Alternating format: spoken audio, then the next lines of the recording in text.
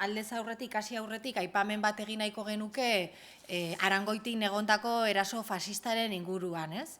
Dakizuen bezala, erasoa ostiral goizean eman zen, eta beraz, geroztik 4 egun pasatu dira, eta 4 egun hauek pasatu diren honetan, oraindik itxaroten ari gara, udal gobernua, hau da EAJ eta Alderdi Sozialista, boseramaien batzordea deitzea.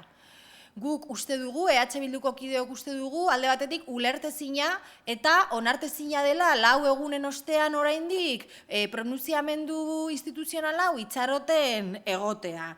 Atzo ikusi genuen, Arangoitiko bizilagunek argi eta osen esan zutela eraso fasista hauen aurka dauzela, eta beraz, ez dakiguna da zertara itxaroten ari den udal gobernua beharrezkoa, guretzat erabat beharrezkoa den pronunziamendu instituzional hau egiteko, ez? Atzo gainera, Arangoitin egondako kontzentrazio horretan, udal gobernuko hainbat kide ikusi ahal izan genituen, eta horregaitik galdetzen diogu gure buruari zertara joan ziren, argazkian ateratzera soilik edo benetan modu ekarpen instituzional bat egin nahi dute eta salaketa instituzional bat egiteko asmoa dute. Ezan bezala, 4 egun pasatu dira eta oraindik ere itxaroten gaude.